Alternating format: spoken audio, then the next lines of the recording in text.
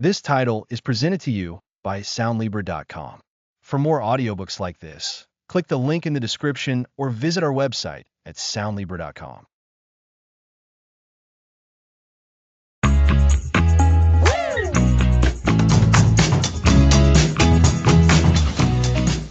Welcome to Raise Emotionally Smart Kids. Today, why EQ matters from day one. It sounds so important, Alex. But before we dive in, just a quick heads up to our listeners that while we're sharing research-backed strategies, this isn't medical or psychological advice. Always consult with a professional for your specific family needs. So, what exactly is emotional intelligence and why should parents be thinking about it so early on? At its heart, emotional intelligence is the ability to understand and manage your own emotions and to recognize and influence the emotions of others. Think of it as a different kind of smartness, complementing traditional IQ. It's about being aware of feelings, both yours and your child's, and knowing how to respond effectively. So, it's not just about being smart in school, but being smart about feelings? Exactly. And research consistently shows that high EQ is linked to so many positive outcomes. Children with strong emotional intelligence are more likely to do well in school, build healthy friendships, manage stress better, and even have more fulfilling adult lives. It's a vital life skill, as crucial as reading or math. We're talking about the ability to be resilient, to empathize, to communicate effectively, and to solve problems with people. All these things contribute to a well-adjusted, successful human being. You mentioned children. Is it really something we can start nurturing from infancy? Absolutely. From the very beginning, babies are communicating their emotional needs through cries, coos, and expressions. As parents, we're already responding to these signals, and that's the first step. We're showing them that their feelings matter, that they're seen and understood. This is the genesis of emotional intelligence. It's about building a secure attachment, a foundation of trust where they feel safe to express themselves. So, even during those early baby months, we're laying this groundwork? We are. Every time you comfort a crying baby, every time you smile back at their coos, you're teaching them about emotions. You're showing them what happiness feels like, what distress is, and that there are people who will help them navigate those feelings. This is the bedrock upon which all future emotional learning is built. When children feel understood, they're more open to learning and growing. That's really reassuring. Sometimes it feels like such a huge, abstract concept, but breaking it down to these early interactions makes it feel more manageable. What are some of the core components of EQ that we'll be exploring in this series? We're going to explore several key areas. First, we'll talk about building your child's emotional vocabulary, giving them the words to describe what they're feeling. This is so critical. Imagine trying to explain a complex problem without the right words. It's just as hard for a child to feel understood if they can't name their emotions. Ah, so instead of just being sad, they can learn to say, I feel disappointed. Precisely. And then we'll explore the art of emotion coaching. This isn't about fixing your child's emotions or telling them not to feel a certain way. It's about acknowledging their feelings, understanding them, and guiding them through them. It's a proactive approach to helping your child develop healthy coping mechanisms. That sounds like a much more supportive approach than just telling them to stop crying. Infinitely more supportive. We'll also cover strategies for navigating those big, overwhelming emotions, the tantrums, the meltdowns. We'll look at how play can be a powerful tool for developing emotional skills and how to foster empathy, helping children understand and share the feelings of others. Empathy feels like such a cornerstone of good relationships. It truly is. And we'll also delve into self-regulation, the ability to manage impulses and calm oneself down. This is a skill that takes time and practice to develop, but it's vital for everything from classroom behavior to navigating social situations. And to make all of this stick, we'll talk about building resilience, the ability to bounce back from challenges. It seems like this is a holistic approach to raising children, touching on so many aspects of their development. It is. And crucially, we'll look at the role of the parent's emotional intelligence. Children learn by example, so our own EQ is a powerful teaching tool. We'll discuss how to integrate these EQ building practices into your daily family life, creating a supportive and emotionally intelligent home environment. So, to recap for our listeners, we've established that emotional intelligence, or EQ, is a vital skill set that impacts a child's academic success, social relationships, and overall well being. It's not just about academic smarts, but about understanding and managing emotions, both our own and our children's. And importantly, we can start nurturing this from infancy through responsive interactions. Absolutely.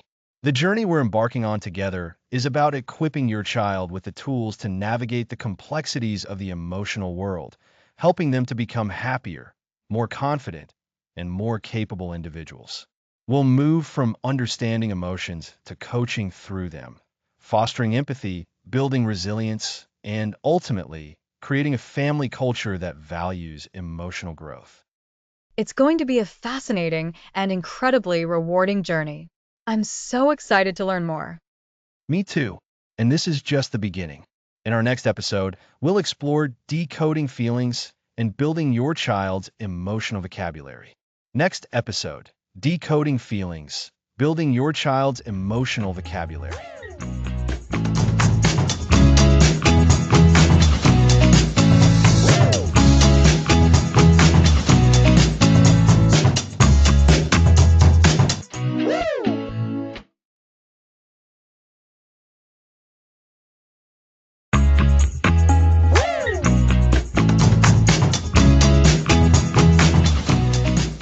Welcome back.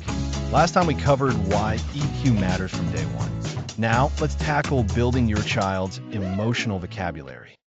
And parents listening know how challenging this can be. Sometimes it feels like a child is experiencing a hurricane of emotions, but they can only communicate it with a single, mighty no or a loud cry. Exactly.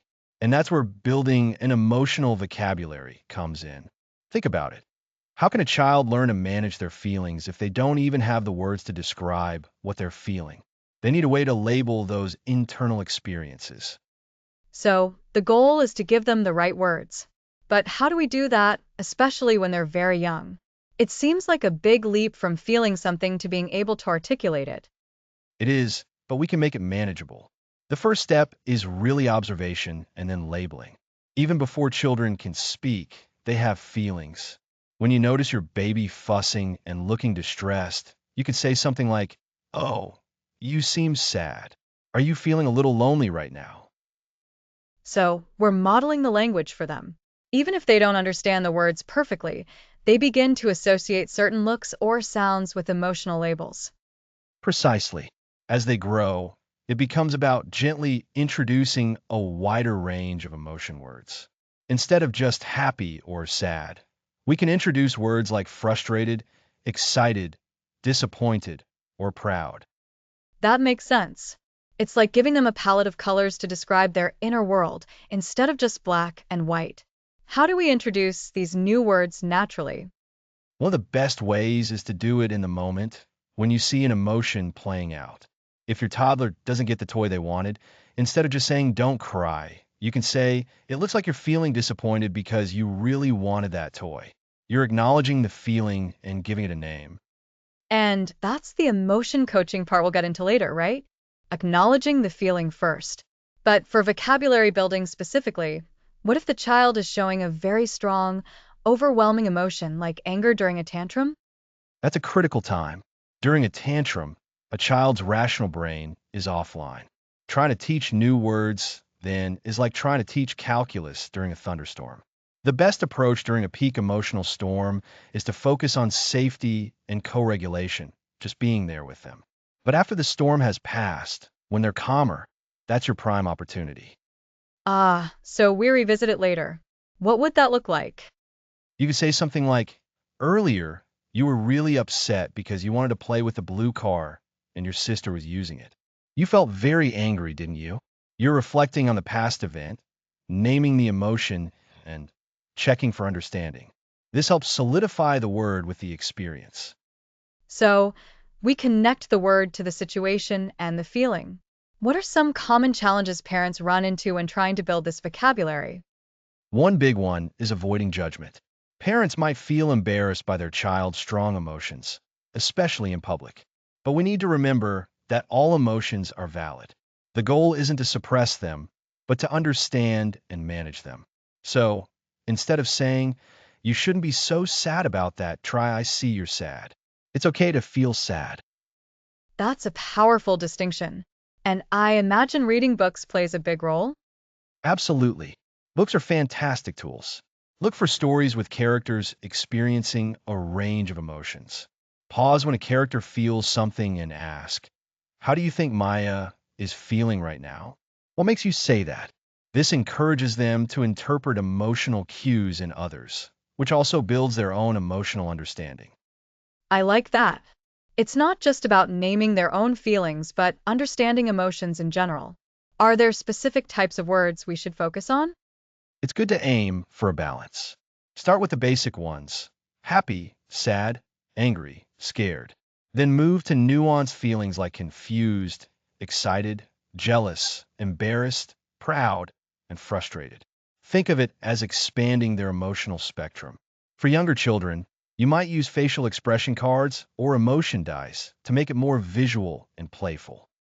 So, we've got observing and labeling, revisiting after intense emotions, using books, and being mindful of our own reactions. Are there any other practical tips for parents? Use "I feel" statements. When you're feeling something, model how to express it. "I'm feeling a little frustrated because the traffic is so heavy." This shows them a safe and constructive way to voice their own emotions. Also, encourage them to describe why they feel a certain way. "You look happy. What's making you feel so happy right now?" This connects the feeling to its cause. That's a great way to move beyond just naming the emotion to understanding its roots.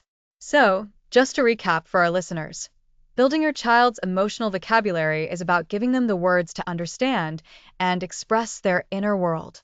We do this by observing and labeling emotions, even for infants, revisiting emotions after they've calmed down, using books and games to explore feelings, and modeling our own emotional expression with "I feel" statements. The ultimate goal is to help them connect words to their feelings, which is the first step towards managing them. You've got it, Lisa. It's a process, and it takes patience, but the rewards are immense. When children have a rich emotional vocabulary, they are better equipped to navigate their feelings and communicate their needs effectively.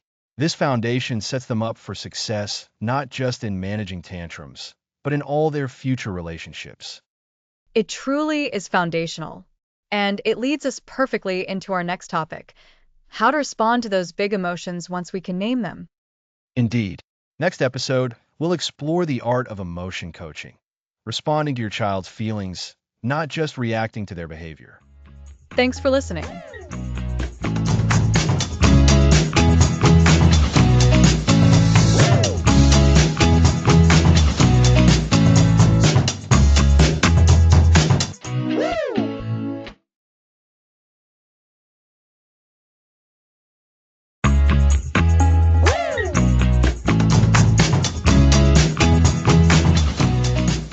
Welcome back. Last time we covered building your child's emotional vocabulary. Now, let's tackle the art of emotion coaching. For parents listening, emotion coaching is a way to guide your child through big emotions, helping them understand and manage feelings effectively. It's the next step after they can begin to identify what they're feeling. The alternative often involves dismissing feelings, like saying "don't cry" or "you're fine." Sometimes, emotions are punished, like saying "you're being silly." This can send a message that emotions aren't valid or that there's something wrong with feeling them. It teaches children to suppress feelings or be ashamed, which hinders emotional intelligence. Emotion coaching, however, uses emotional upset as opportunities for connection and teaching. It's a proactive approach, seeing strong emotions as chances to teach life skills. So, it's about acknowledging the feeling first. How does identifying emotions tie into this? It's foundational. You can't coach what you can't identify. The first step is to notice and validate your child's emotions. Pay attention to cues and let them know you see their experience. Phrases like, I see you're feeling frustrated, or it looks like you're sad because your toy broke, are powerful. So, instead of stop crying, we'd say, I see you're crying, and it looks like you're really upset. Can you tell me what's happening? Exactly. You're acknowledging their reality without judgment. The next step is to empathize with your child's feelings. Try to understand their perspective, even if you don't agree with the behavior. You're not condoning the behavior, but validating the feeling. If your child is upset about not getting a second cookie, you might say, I know you really wanted another cookie, and it's disappointing when you can't have something you want. So, it's about putting yourself in their shoes, understanding their feeling even if the issue seems small to us. That builds trust and connection because they feel understood. Absolutely.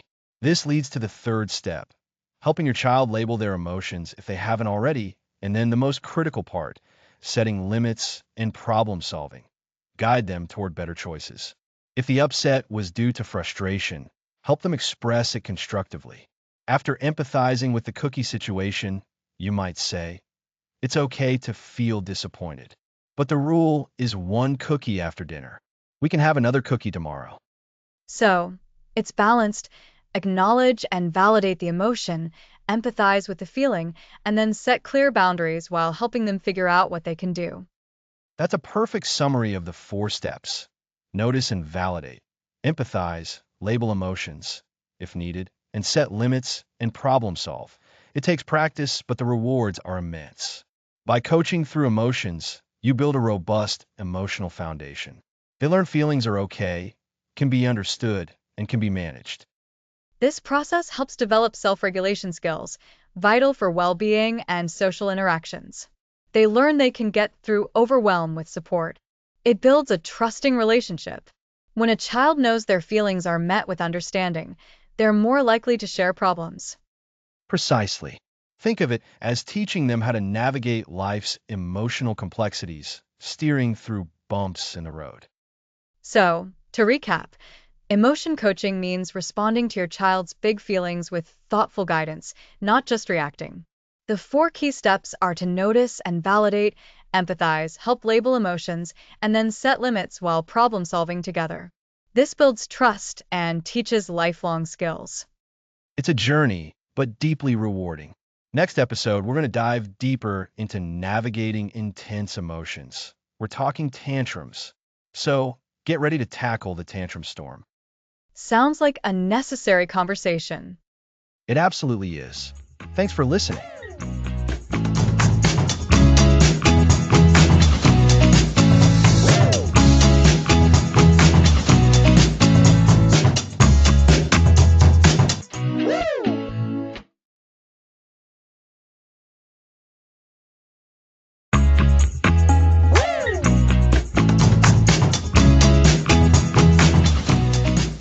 Welcome back. Last time, we explored emotion coaching and how to respond to feelings. Now, let's tackle big emotions and tantrums. The dreaded tantrum storm. I'm ready for practical strategies for these intense moments. Absolutely. Today, we'll manage big emotional surges like tantrums. Remember, tantrums are normal. A child's emotional regulation skills are still developing and can't always handle strong feelings. It's reassuring to know it's a developmental stage. So, what's our first step when a tantrum brews? Our first step is to stay calm ourselves. This is tough, but if we could take a deep breath and be an anchor, we can guide our child better. That anchor analogy is perfect. How do we stay calm in the heat of the moment?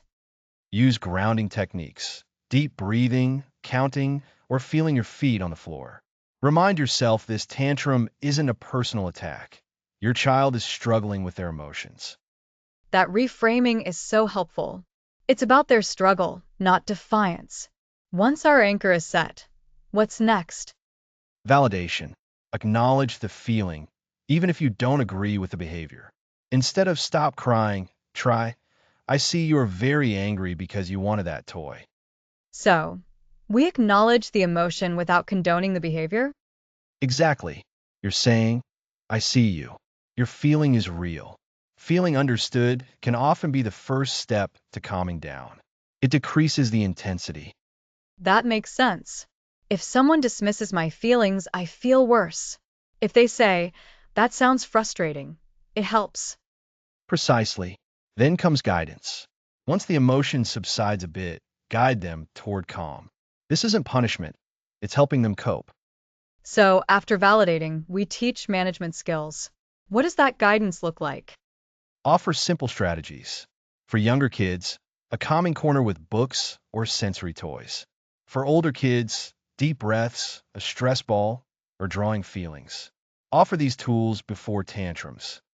So, we build this coping toolkit over time, not just in crisis? Yes, that's more effective.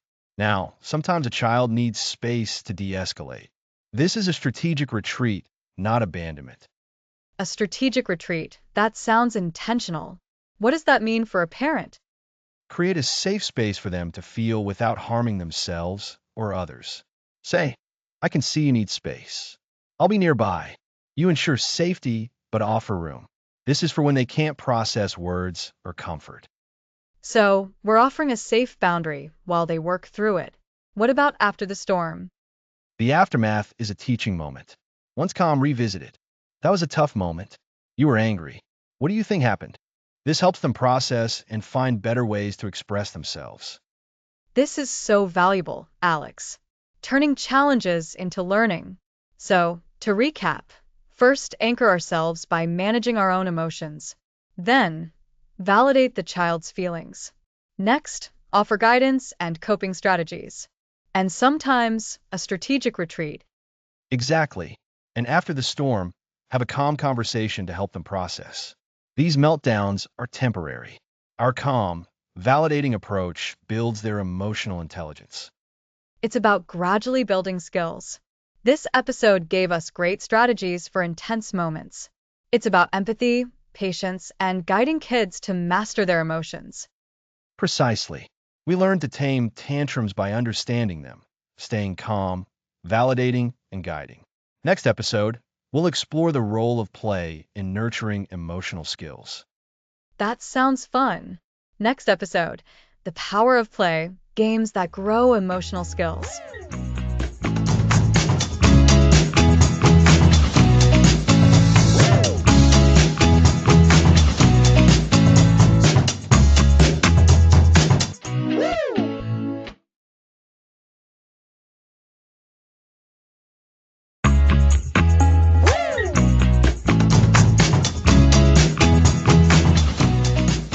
Welcome back to Raise Emotionally Smart Kids. We learned how to coach children through difficult emotions. I love this. It feels so much more natural when learning happens through play. Sometimes, direct instruction can feel a bit heavy for young children, but a game? They're all in. It's like a secret superpower for parents. Exactly. And it's not just about having fun, although that's a fantastic bonus. Play provides a safe space for children to experiment, practice, and learn essential emotional skills. Think about how much they learn about problem solving by building a block tower or navigating social rules in a pretend game. We can intentionally use play to nurture their emotional vocabulary and their ability to manage feelings. So, we're building on what we learned in episode 2, where we focused on developing their emotional vocabulary. We want them to have the words for what they're feeling. And then, as we discussed in episode 3, we want to be able to coach them through those feelings. Play sounds like the perfect bridge between those two. Precisely. Let's start with games that help children identify and label emotions. One simple game is emotion charades. You have a set of cards, each with a different emotion word written on it. Happy, sad, angry, scared, surprised, excited. A child picks a card and acts out that emotion without speaking, and the rest of the family guesses what it is. Oh, I can see how that would be so effective. It requires them to really embody the feeling, and for the guessers, it sharpens their observation skills. They have to look at facial expressions, body language, all those nonverbal cues we discussed. Absolutely. And this game can be adapted for different ages. For very young children, you might use pictures of faces showing emotions instead of just words. Or You can take it a step further and ask them how the character in a book or a movie might be feeling. This moves from identifying emotions to understanding them in context. That's a great progression. It connects the abstract idea of an emotion to real-world scenarios. What about games that help them express feelings? Sometimes children struggle to articulate what's bothering them. A wonderful activity for expressing feelings is feelings art. You give children art supplies, crayons, markers, paint, and invite them to draw or paint how they are feeling. There's no right or wrong way to do it. The goal is simply to give them a nonverbal outlet for their emotions. I like that. It gives them control over their expression and bypasses the need for perfect articulation. Sometimes a scribble can say more than words, especially for a child who is feeling overwhelmed. Precisely. And as the parent, you can observe their artwork and ask gentle, open-ended questions like, "Tell me about this picture," or "What does this color make you think of?" This opens the door for them to share, but without pressure. You're showing interest and validating their internal world. So, it's a way for us parents to get a window into their emotional state through their creations. That's very insightful. What are some games that focus on managing those big, overwhelming emotions we talked about in episode 4, like tantrums? For managing big emotions, the calm down corner can be made into a game. Instead of just designating a space, you can create a peaceful pirate's cove or a superhero's fortress. Make it inviting and engaging. When a child is feeling upset, they can go to their special corner to regroup. You can even have a calm down kit, there with sensory items like soft fabrics, fidget toys, or a visual timer. That's brilliant. Turning a potentially punitive space into a place of comfort and self-soothing. It reframes the idea of taking a break. So the child looks forward to going there because it's their special place, not because they're being sent away. Exactly. And you can even play stop and breathe games. Use a pinwheel, blow bubbles, or practice blowing out imaginary candles. These simple activities help a child consciously slow their breathing, which is a key component of self-regulation. We can turn these into fun challenges. Who can blow the bubbles the longest? These are such practical and fun ideas, Alex. It really shows how play isn't just a frivolous activity, it's a fundamental learning tool for emotional development. We're giving children the chance to practice empathy too, aren't we? Absolutely. Games that involve taking turns, sharing, and cooperating naturally foster empathy. Think about board games where players have to work together to achieve a goal, or pretend play scenarios where they have to consider other characters' perspectives. Role-playing itself is a fantastic empathy builder. You can pretend to be a doctor and patient, or a teacher and student. When they're in character, they have to imagine what that person might be thinking and feeling. That's the essence of empathy, stepping into someone else's shoes. It is. And for older children, you could even create what-if scenarios. For example, what if your friend forgot their lunch? What would you do? This encourages them to think about the impact of their actions and to consider others' needs. So, to recap for our listeners, we've discussed using games like emotion charades and feelings art to help children identify and express emotions, building on their emotional vocabulary. We also explored how to make a calm down corner, a fun, inviting space for managing big feelings, and how simple breathing exercises can be turned into games for self-regulation.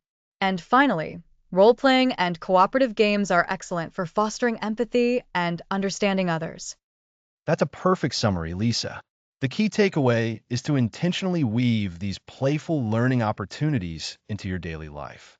Remember, play is a child's work, and by integrating emotional skill building into their play, you're making that work incredibly rewarding and effective.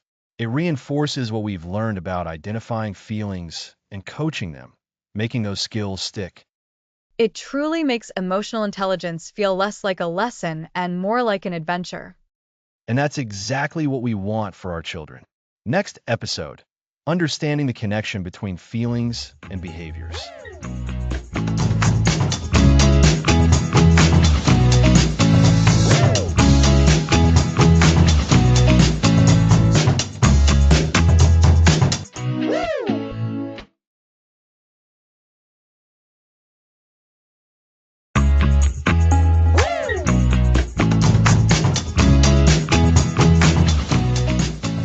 Welcome back to Raise Emotionally Smart Kids.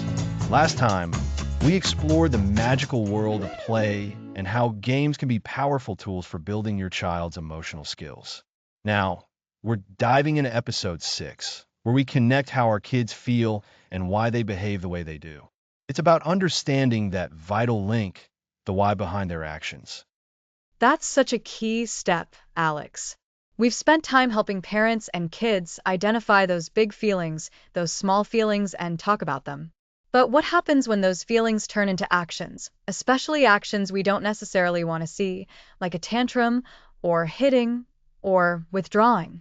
This episode is all about bridging that gap. Absolutely, Lisa. Think of it this way. Emotions are like the invisible currents beneath the water. Sometimes those currents are calm, and they gently guide a boat. Other times, they're powerful, and they can make the boat toss and turn. Behaviors are the visible actions of the boat, steering, rocking, or even capsizing.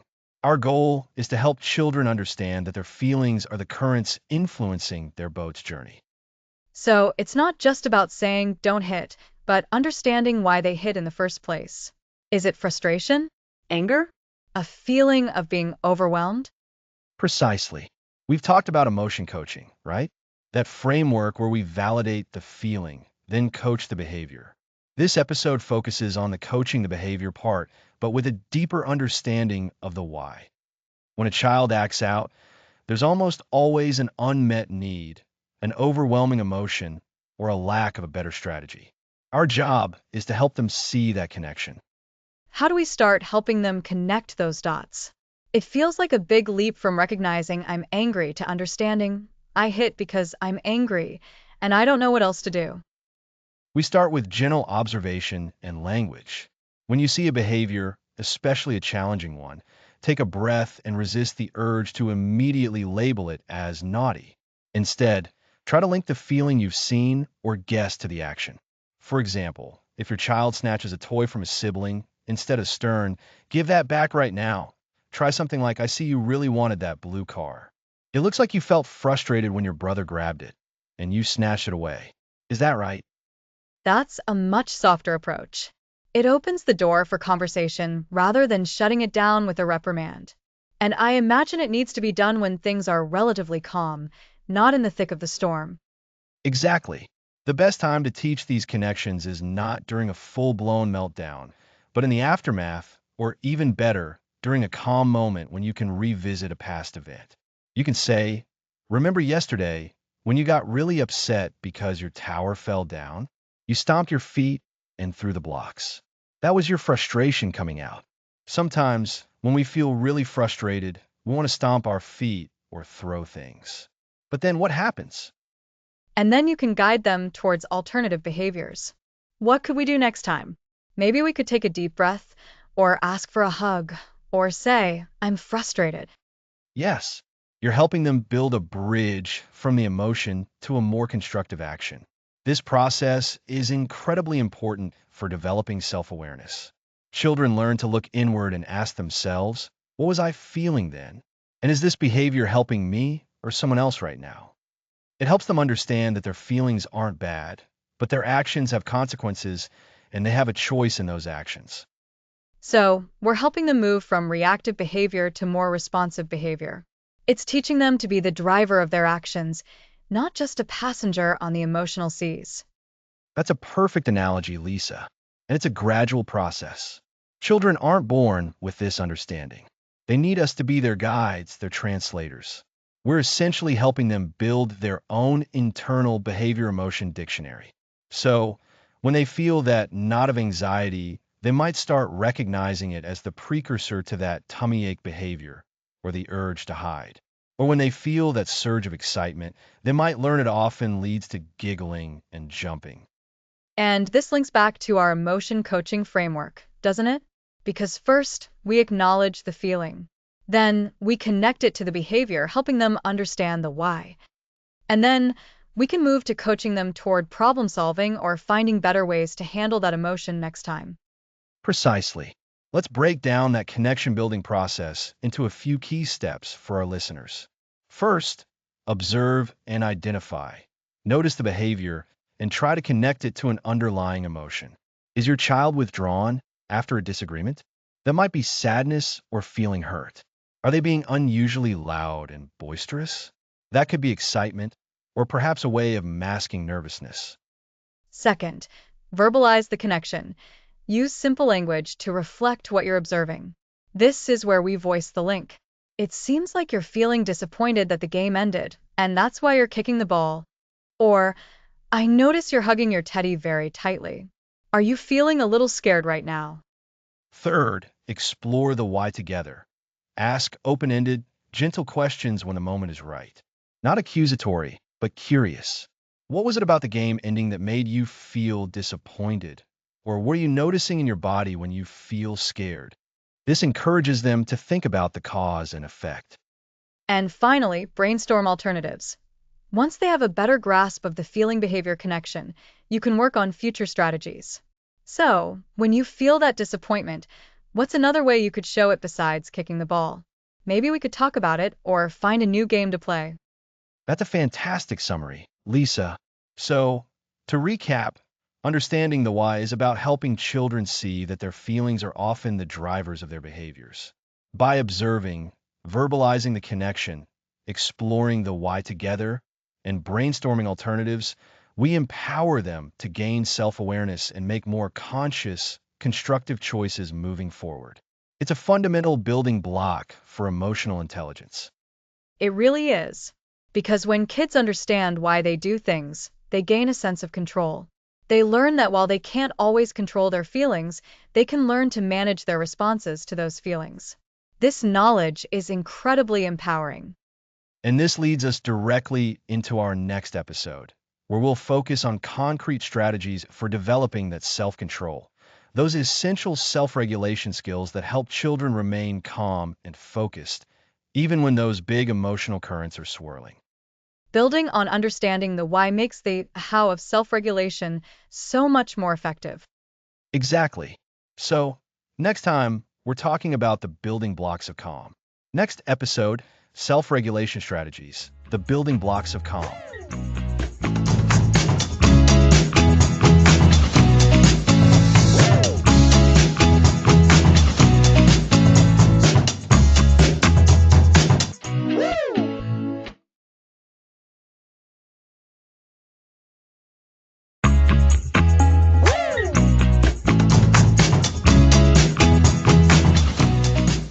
Welcome back. Last time we explored how feelings connect to our actions. Today, we're diving into building inner calm through self-regulation strategies. Self-regulation. It's that inner control when things get overwhelming. Exactly. It's managing emotions, thoughts, and impulses healthily. We touched on this in episode 4, but today we'll provide practical strategies for your child to build this skill. So, it's helping kids become their own calm down coaches? Precisely. It starts with foundational building blocks. First, helping children recognize their own emotions. Building an emotional vocabulary is key here. If a child can't name a feeling, managing it is harder. Right. So, an emotion bubbles up and they can say, I'm feeling frustrated or I'm angry because. That's ideal. Once they can identify the feeling, we introduce strategies. A key one is taking a break. This isn't a punishment. It's a proactive step like hitting a pause button. A pause button. So, instead of a punitive timeout, it's a chance to reset? You've got it. The space can be a quiet corner, their bedroom, or a designated spot. The goal is a low stimulation environment to calm their nervous system. Picture a child frustrated with a toy. Instead of escalating, we might say, "You're getting frustrated. How about a few minutes on the cozy rug to take deep breaths?" What makes a good cozy rug or pause spot? It should be peaceful. Maybe a soft cushion, a favorite stuffed animal, calming books, or a window view. Avoid distractions. Importantly, introduce this calm down corner when everyone is relaxed and practice using it. So, we set it up together and role play using it when we're feeling calm? Yes, make it fun. Decorate it together. Let them choose items. Then, when a strong emotion arises, gently guide them. Remember your peace place. Let's go there to take a few breaths. That makes sense. Teaching them how to calm down, not just expecting them to stop being upset. Exactly. And alongside taking a break, teaching deep breathing is powerful. We do it without thinking, but for children, it's a skill. Remember the belly breath in episode 2, imagining blowing up a balloon in their tummy? Oh, yes, feeling their tummy expand and contract. That's a fantastic self-regulation tool. Stress causes shallow breathing. Deep breaths signal the brain to calm down. Make it engaging. Try smell the flower, blow out the candle. Inhale deeply through the nose. Exhale slowly through the mouth. I love that. So concrete. And you can do it anywhere. Absolutely. Another technique is progressive muscle relaxation. It's about tensing and releasing muscle groups. Start with toes, scrunching them tight, holding, then releasing. Move up the body. So, they learn to notice physical tension and then consciously let it go? Precisely. It helps awareness of their body and stress signals. Imagine them squeezing fists tight, feeling tension, then saying loosey-goosey and relaxing. This awareness helps them recognize tension early. It's like they're learning to tune into their own bodies. Perfectly put. And impulse management is huge in self-regulation. For younger children, it's waiting their turn. For older, resisting the urge to say something hurtful. How do we help with impulse control? It seems like a major mental feat. It is, and it takes practice. Simple games help. Red light, green light, practices stopping and starting. Simon says builds listening and action control. These games build that stop and think muscle. I never thought of those as self-regulation tools, but they absolutely are. They train impulse control. They do. And when they're learning, we can use taking a mindful minute before responding. Prompt them, hold on. Let's take one mindful minute. What do you really want to say? This gives them a beat to process. So we're modeling and creating a supportive environment, not just throwing strategies at them. Absolutely. And self-regulation isn't a quick fix. It develops over time with consistent practice and support. Children will have setbacks, and that's okay. Our role is to be patient and encouraging. So, to recap, first, identify feelings. Second, take a break in a calm space. Third, teach breathing techniques. Fourth, explore muscle relaxation. And fifth, use games and strategies for impulse control. Great summary, Lisa. These are all building blocks for internal resilience and calm. We're empowering them with tools to navigate their emotional world. It's about giving them inner resources to manage themselves, a gift for their future. It truly is. Next episode, we'll be talking about fostering empathy, learning to walk in another's shoes.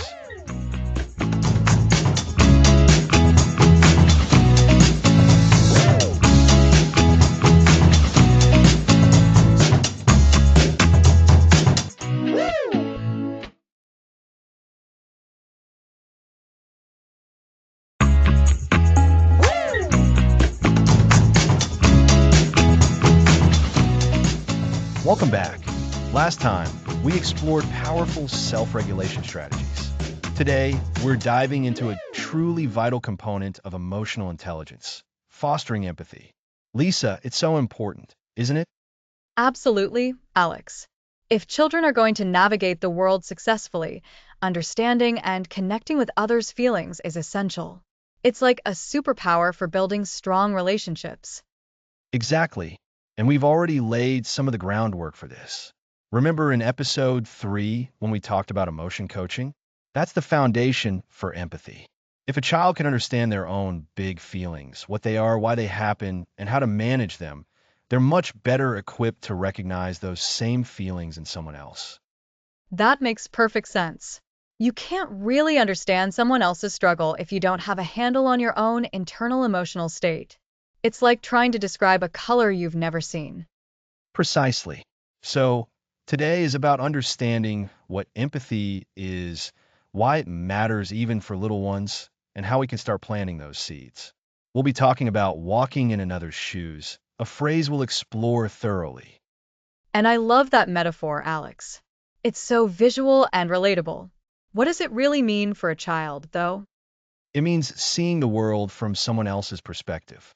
It's about recognizing that others have feelings, thoughts, and experiences that might be different from their own. It's the ability to imagine what someone else might be feeling in a particular situation. Think about a child who has just lost their favorite toy. They feel sad, right?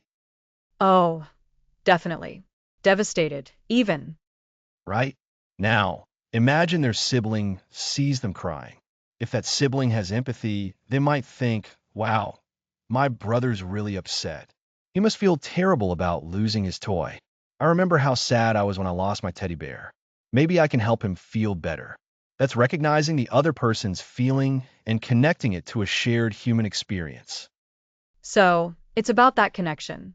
It's not just noticing someone is sad, but understanding why and feeling a bit of that sadness yourself, or at least understanding the depth of it for them. You've got it. And this builds crucial social skills. Empathetic children are more likely to be kind, cooperative, and helpful. They're better at resolving conflicts because they're not just focused on their own needs, but try to understand the other person's point of view too.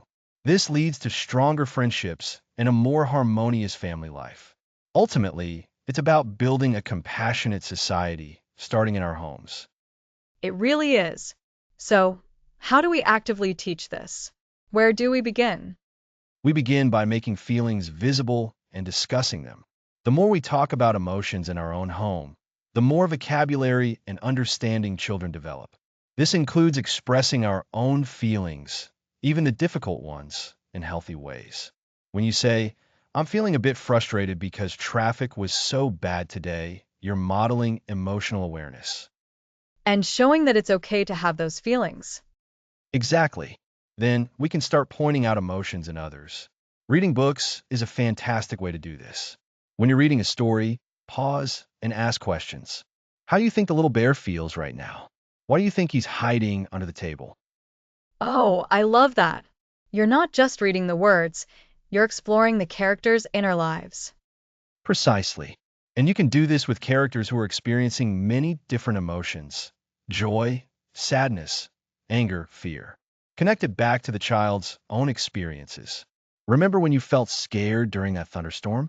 This character might be feeling the same way. This reinforces the idea that different people have different emotional responses to situations. So, books are a safe space to explore these complex feelings and scenarios. Absolutely. And then there's role playing. This can be as simple as acting out a scenario. Imagine one child is upset because another child took their toy. The parent or another child can play the role of the toy taker, and then the child who wants their toy back can practice asking for it. Then you can even switch roles. Switching roles is key, isn't it? That's where the walking in someone else's shoes really comes into play. That's the magic. When children get to be the other person, even in play, they begin to understand the impact of their actions on others and the feelings that might arise from those actions. Even simple scenarios like pretending to be a doctor and a patient, or a teacher and a student, can foster understanding of different perspectives. It sounds like we're really encouraging them to develop their feeling detectors. That's a great way to put it. And another technique is using feeling faces or emotion cards.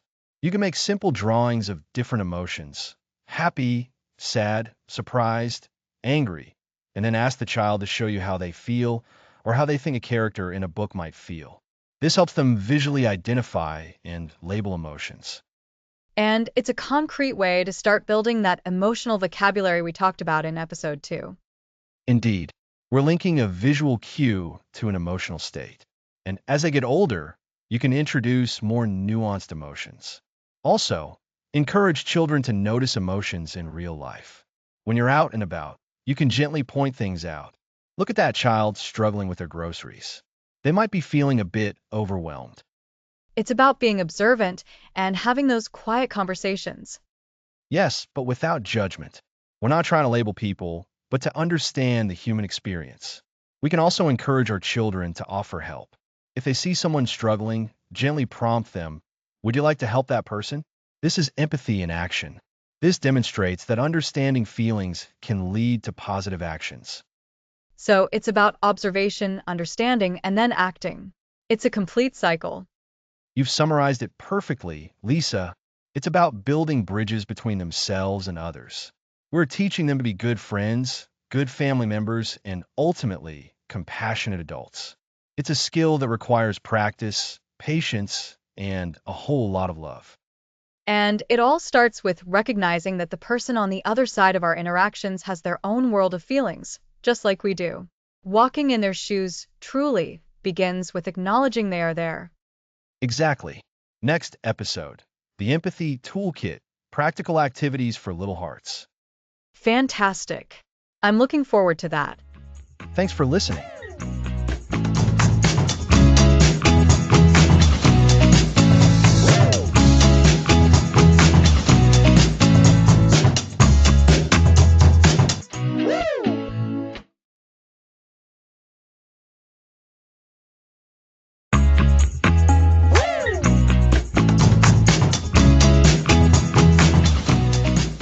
Welcome back. Last time, we explored the vital importance of empathy. Today, we're diving into practical activities to nurture compassionate hearts in children. That's right, Alex. We talked about understanding what empathy is, the ability to understand and share the feelings of another. Now, we need ways to actually teach that. It can feel a bit abstract, so having hands-on activities is key for parents. Absolutely. Let's start with a simple activity using everyday storytelling. You can call it Feeling Faces Charades. Gather a few cards or write down different emotions on slips of paper. Happy, sad, angry, surprised, scared, excited. So, you draw a card and then act out that emotion without speaking? That sounds fun for kids. Exactly. The child, or even you as the parent, acts out the emotion and everyone else guesses what it is. This is fantastic for nonverbal communication. Kids learn to recognize emotions not just by hearing them described, but by seeing them expressed. It makes those abstract feelings more tangible. And I can see how that builds empathy, because they're literally trying to decipher what someone else is feeling just by observing. Precisely. Now, another wonderful activity is empathy storytelling. Use books or create your own stories. Pick a character, maybe a stuffed animal, a toy figure, or a character you invent. And then what do we do with this character? Put the character in different situations and ask the child to imagine how that character might be feeling. For example, imagine Teddy is going to new school. How do you think Teddy feels before he goes? Or Teddy dropped his ice cream. How does Teddy feel now? So you're prompting them to step into the shoes of the character, to consider their perspective and their emotional state. That's a direct way to practice that empathy muscle. It is, and it helps them connect feelings to events. You can also use this with real-life scenarios. If you see two children interacting at the park, you can later talk about it. Remember when Maya shared her toy with Ben? How do you think that made Ben feel? And how do you think Maya felt after sharing? That's a great point, Alex. Using real-life examples, even after the fact, makes it instantly relevant. It's not just a game. It's understanding the world around them. Right? And here's another one that's wonderfully simple and effective. Emotion art. Give your child art supplies, crayons, markers, paint, and ask them to draw what a certain emotion looks like. Draw what sadness looks like, or happiness. That's an interesting challenge. It is. There's no right or wrong answer. Some kids might draw a stormy cloud for anger, others might draw jagged lines. For happiness, they might draw bright colors and sunshine. This activity encourages them to visualize and express emotions creatively, which again helps them process and understand them better. And when they're done, you can talk about their artwork. Tell me about your drawing for excitement. What makes it look exciting to you? This opens up another layer of conversation. Exactly. It's all about fostering that dialogue. Now, let's talk about games that involve cooperation and understanding others' needs. A simple one is Helpful Hands. Helpful hands? Intriguing. This is about actively looking for ways to help others. You can set up small tasks around the house. It could be anything from helping to set the table, putting away toys, or even helping a younger sibling with a puzzle. The focus is on noticing what needs to be done and doing it with a willing spirit. So, it's about developing that instinct to be considerate and to contribute to the well-being of others. Precisely. It's about recognizing that our actions have an impact on those around us. You can also introduce a kindness jar. Oh, I like the sound of that. Every time someone in the family does something kind or demonstrates empathy, they write it down on a small slip of paper and put it in the jar. At the end of the week, you can pull them out and read them. It's a tangible reminder of all the good things happening. That's a beautiful way to reinforce positive behaviors and highlight acts of kindness. It makes those often invisible actions visible. It really does. And it helps children understand that empathy isn't just about feeling for someone, but also about acting with kindness and consideration. Remember, these activities are most effective when they are fun and integrated into your daily life, not seen as chores or lessons. And it's important to model these behaviors ourselves, isn't it? If we want our children to be empathetic, we need to show empathy in our own interactions. Absolutely, Lisa. Modeling is perhaps the most powerful tool in our empathy toolkit. Children absorb so much from watching us. So, to recap the activities we've discussed, feeling faces charades for recognizing emotions, empathy storytelling to practice perspective taking, emotion art to visualize feelings, helpful hands to foster a spirit of contribution, and the kindness jar to highlight and celebrate acts of compassion. These are all wonderful, actionable ideas that parents can start using right away. It's about making empathy a lived experience for our children. Indeed, we've covered a lot of ground today, providing you with practical tools to nurture empathy. In our next episode, we'll be shifting our focus to building resilience, helping your child bounce back from challenges stronger. Looking forward to it, Alex. Next episode, building resilience, bouncing back stronger.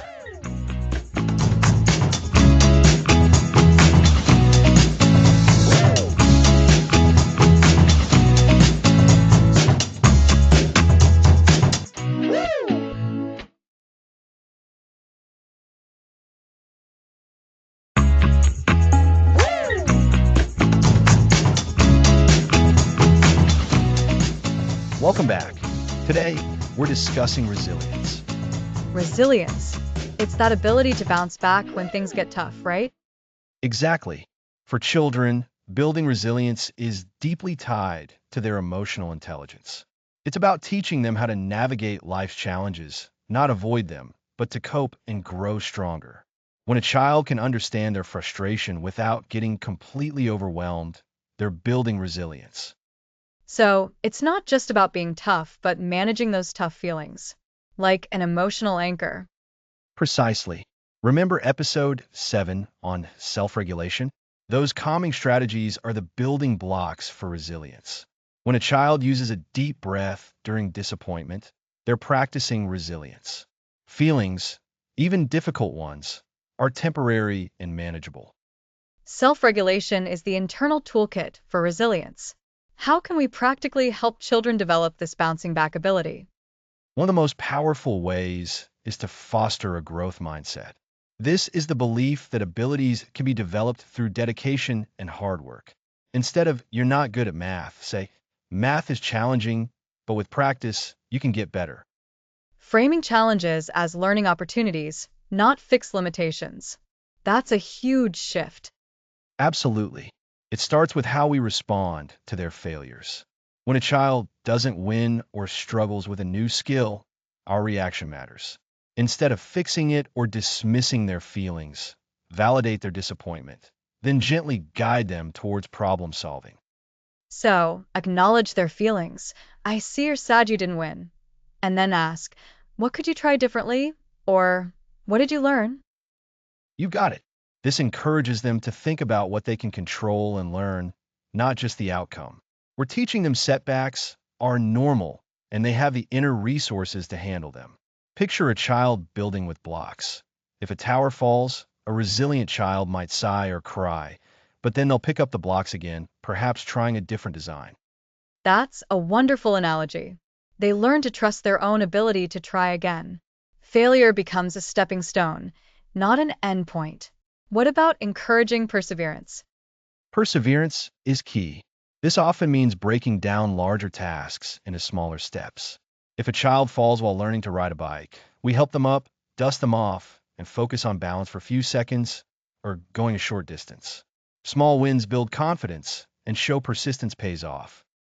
Celebrating those little victories reinforces the effort and progress, not just the final achievement. Exactly. Fostering resilience also means ensuring a strong support system. Us, healthy friendships, other trusted adults.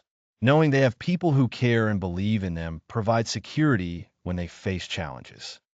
That sense of belonging and support acts like a safety net, doesn't it? Knowing they're not alone if they stumble. It absolutely does. Children who feel loved and supported are more likely to take risks, learn from mistakes, and bounce back. It's also about giving them opportunities to practice independence and problem solving within safe boundaries. Letting them make age-appropriate choices, even with small mistakes, allows them to learn about consequences and self-reliance. It's like allowing them to fail forward. Resilience isn't innate, it's a skill that can be nurtured. That's the core message. Resilience is a muscle, and it gets stronger with exercise. By validating their emotions, fostering a growth mindset, encouraging perseverance, offering support, and allowing for age-appropriate independence, we are building that resilience. So, key strategies for building resilience: encourage a growth mindset, frame setbacks as learning, validate feelings during difficulty, break down challenges, celebrate small wins, ensure a strong support system, and foster independence. That's a perfect summary. It's not about shielding children from all difficulties, but equipping them with the emotional tools and inner strength to face challenges and emerge stronger.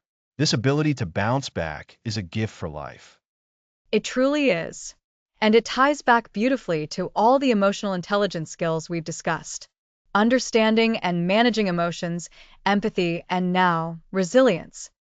Indeed, in our next episode, we'll explore how to weave all these EQ skills into our family life, creating a nurturing environment where emotional intelligence thrives every day. Looking forward to it.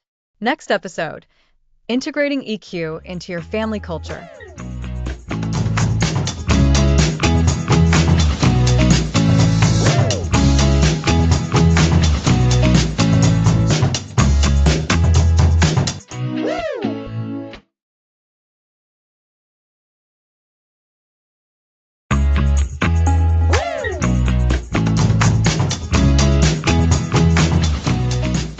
Welcome back.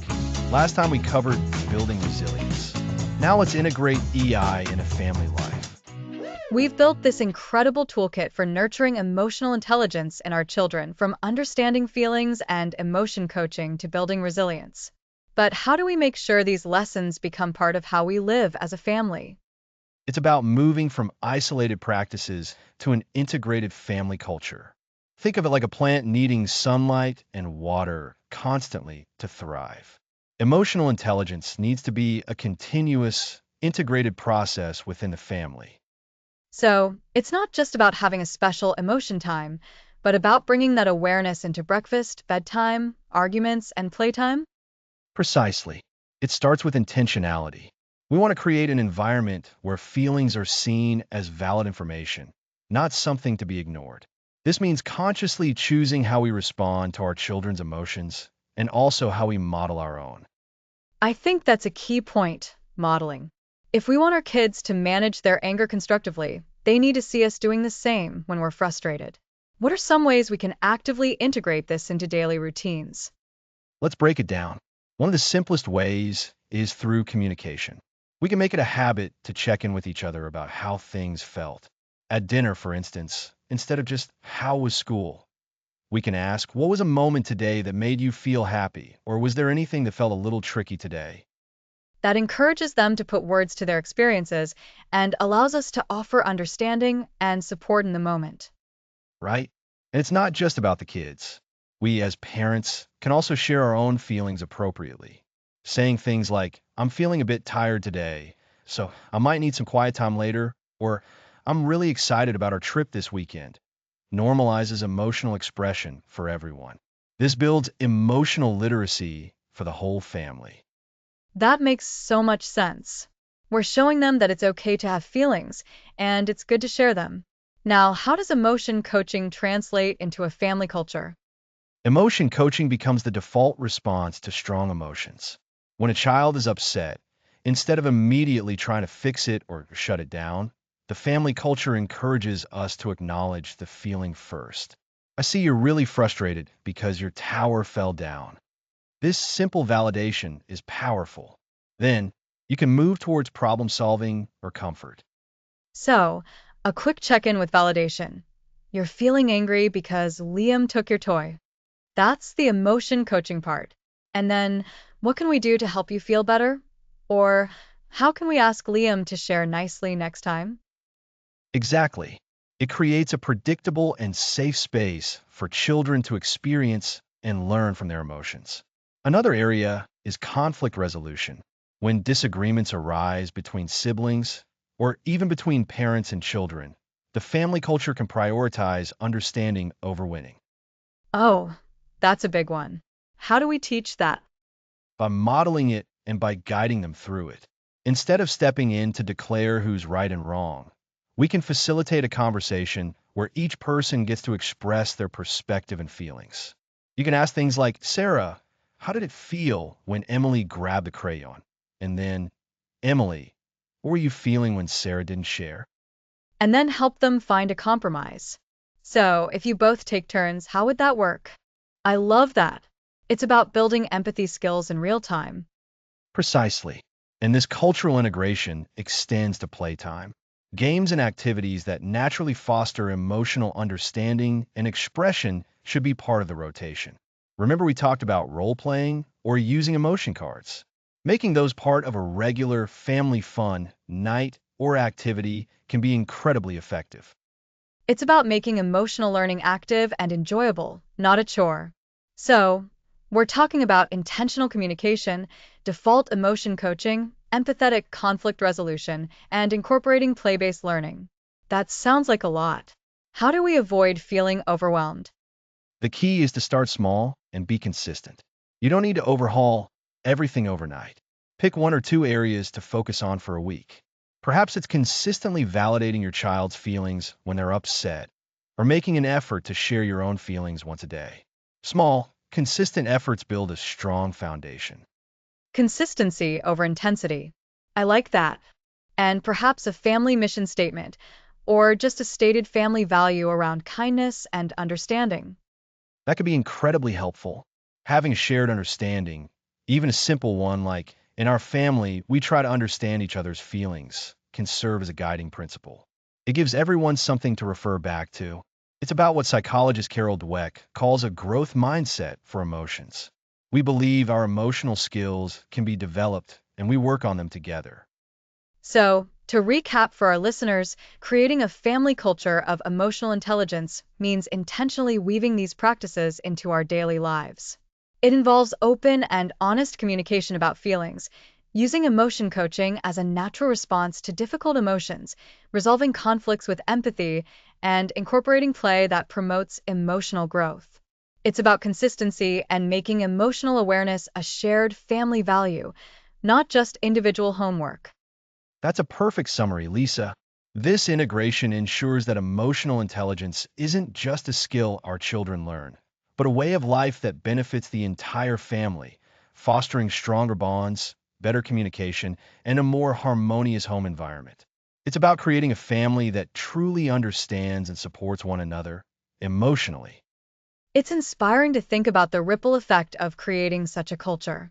It doesn't just impact our children now, but sets them up for healthier relationships and greater well-being throughout their lives. Absolutely. And that brings us closer to the end of our series. Next episode, we'll be discussing the lifelong journey of nurturing emotional intelligence, looking at how we continue to grow and adapt as parents and as a family. Next episode, the lifelong journey, continuing to nurture EQ.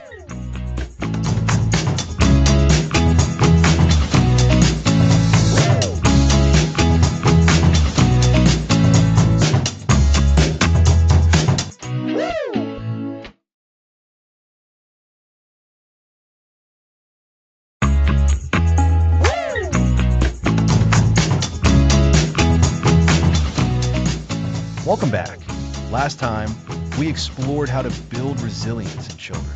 Now, let's focus on the parent's own emotional intelligence. It's so true. We've talked about how children can develop their emotional skills, but we haven't emphasized enough how crucial it is for us as parents to have strong emotional intelligence ourselves. It's like trying to teach someone to swim without ever jumping in the water. Exactly. Children learn how to manage their emotions, communicate, and understand others primarily by watching us. So, our own emotional intelligence becomes the blueprint for theirs. Let's start with the first pillar, self-awareness. Do we truly understand our own emotions and how they affect our behavior? For many parents, that's a tough question. We're so focused on our children's needs that we often push our own feelings aside or react without thinking. If I'm feeling overwhelmed and snap at my child, they learn that overwhelming feelings lead to snapping. Precisely. So, for parents, self-awareness means pausing before reacting. It's about asking ourselves, what am I feeling right now? Why am I feeling this way? And how is this feeling influencing my actions towards my child? This might mean recognizing when we're tired, stressed, or frustrated, and acknowledging these feelings are valid. And when we understand our own emotions, it makes it easier to label them for our children. We can say, Mommy is feeling a little frustrated right now because the traffic was bad, instead of just getting angry. Absolutely. That's a fantastic example of modeling. This leads directly into the second crucial aspect for parents, self-regulation. This is about managing those emotions in a healthy way. It's not about being perfectly calm, but about having strategies to de-escalate when we feel overwhelmed. So, if a parent is feeling that frustration, instead of yelling, they might take a deep breath, step away for a moment, or do a quick grounding exercise, like feeling their feet on the floor or noticing five things around them. That's spot on. These are the very same strategies we've discussed for children, but now we're applying them. When our children see us using these tools, they learn that it's okay to feel strong emotions and that there are effective ways to handle them without losing control. They learn that big emotions don't have to lead to big explosions. It's like showing them the instruction manual for their own big feelings by living it. And thinking back to our episode on empathy, how does a parent's empathy play into this? That's the third critical piece. A parent's empathy is about understanding and sharing the feelings of another. For our children, this means not just understanding their perspective, but actively validating their emotions, even when we don't agree with their behavior. When we show empathy towards our children, we're teaching them what empathy looks and feels like. So instead of saying, stop crying, it's not that bad, we might say, I can see you're really sad that playtime is over. It's hard to stop when you're having so much fun. Exactly. We're acknowledging their feelings and showing them we understand. And it extends beyond our children. When we show empathy towards our partners, friends, or even strangers, our children witness these interactions and internalize the importance of understanding others. They learn to put themselves in someone else's shoes by watching us do it.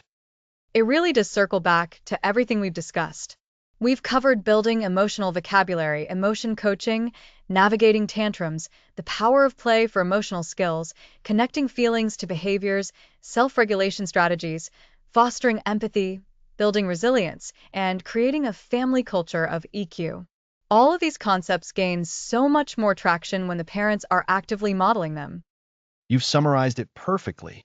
Our journey through raising emotionally smart kids has emphasized practical tools and strategies. But the common thread, the most powerful catalyst for change, is the parent's own emotional intelligence. Our self-awareness allows us to understand our reactions. Our self-regulation allows us to model calm and coping. And our empathy allows us to connect and validate our children's experiences and to teach them how to connect with others. It's a big responsibility, but also incredibly empowering. When we commit to developing our own emotional intelligence, we're not just improving our parenting, we're enhancing our own lives and relationships too. That's a beautiful way to put it. It's a continuous journey, and it's okay to not be perfect. The effort we make to understand ourselves and our emotions, and to respond to our children with awareness and empathy, That's what truly matters. That's how we lead by example, creating a ripple effect of emotional intelligence that benefits our children for a lifetime. So, remember to check in with yourselves, practice those self-regulation techniques, and extend that empathy not just to your children, but to yourselves as well. Next episode, we'll look ahead to the lifelong journey of nurturing emotional intelligence. We'll discuss how to keep growing and learning as our children grow and learn.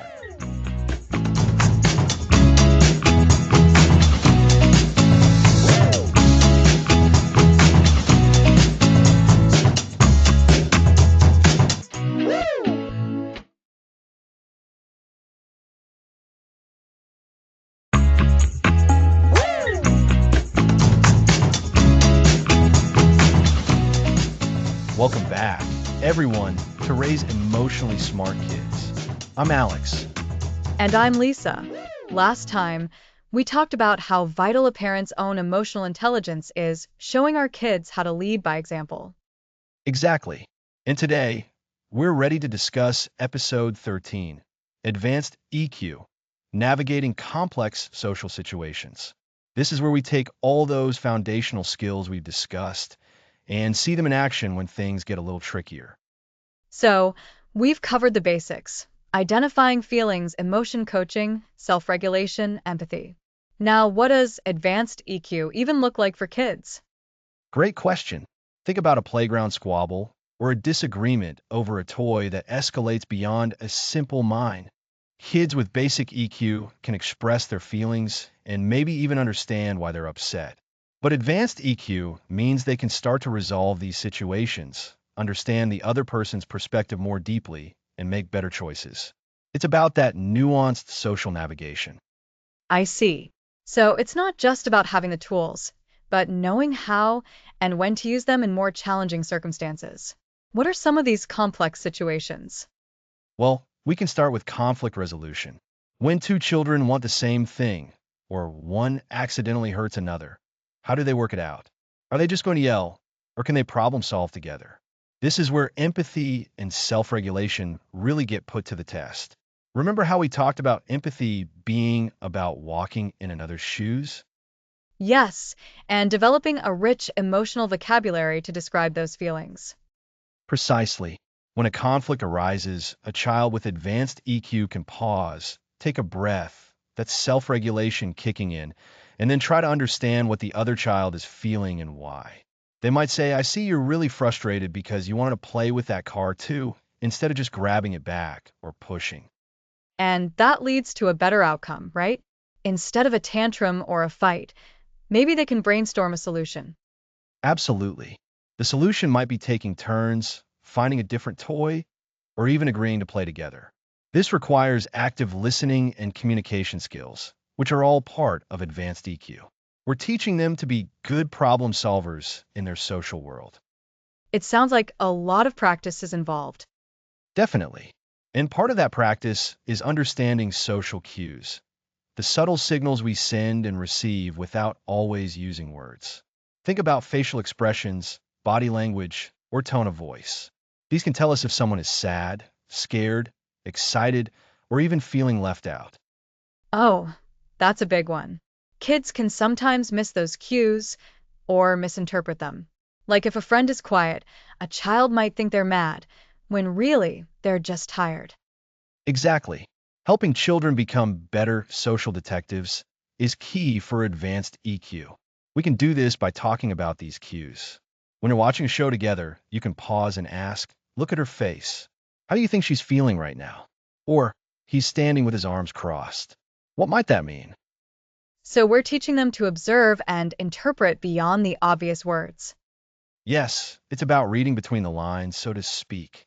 And then, they need to know how to respond appropriately. If a notice appear is looking sad and isolated, what's an emotionally intelligent response? It's not just ignoring them. It's about approaching them, asking if they're okay, or inviting them to join in. That's truly putting empathy into action in a social peer setting. And that leads us to navigating peer relationships more broadly. Friendships can be wonderfully complex. There will be times of shared joy, but also misunderstandings, jealousy, or even peer pressure. Peer pressure is a tough one. How do you help a child build the EQ to resist negative peer pressure? It boils down to a strong sense of self built on that emotional foundation. When a child knows who they are, understands their own values, and feels secure in expressing their emotions, they are less likely to be swayed by others to do things that don't feel right. We've talked about resilience in a previous episode. That's a direct link. So, resilience helps them stand firm when faced with pressure. And knowing their own feelings helps them recognize when something others are suggesting conflicts with how they truly feel. That's right. And when friendships hit snags, advanced EQ helps them manage those ups and downs. It's understanding that disagreements are normal, that friends can be angry with each other sometimes, but that doesn't necessarily mean the friendship is over. It's about learning to apologize, to forgive, and to work through difficulties together. It sounds like we're really building towards teaching them to be good relationship builders and maintainers. That's exactly the goal. We're moving beyond just don't hit and say sorry to empowering them with the skills for nuanced social interaction. This includes managing their own emotions when they feel hurt by a friend, expressing their needs clearly but kindly, and understanding the impact of their actions on others. A key part of this is also learning to set healthy boundaries, knowing what feels okay and what doesn't, and being able to communicate that. Setting boundaries can be so difficult for adults, let alone children. How can parents help with that? We can model it ourselves and encourage them to practice. For example, if a child is constantly being interrupted while they're trying to tell a story, we can help them find words like, Mom, Dad, can you let me finish before you speak? Or if they're being teased, perhaps they can use a phrase that expresses their discomfort, like, I don't like it when you say that. Please stop. It's about teaching them assertiveness, not aggression. So, to recap this episode on advanced EQ and navigating complex social situations, we're focusing on skills like conflict resolution, understanding social cues, and managing peer relationships. It's about moving from basic emotional expression to more sophisticated social problem solving and interaction. Yes, it's about equipping our children with the confidence and the capability to handle the messy, more intricate parts of human connection. They learn to be better communicators, better problem solvers, and ultimately, kinder and more understanding individuals in their social circles. This is such crucial preparation for their future, not just in friendships, but in school and eventually in their adult lives. Absolutely. And by building these skills, children become more adept at understanding and responding to the feelings of others, which is the heart of positive social interactions. Next episode, we'll talk about the lifelong journey of nurturing EQ. We can't wait to see you there.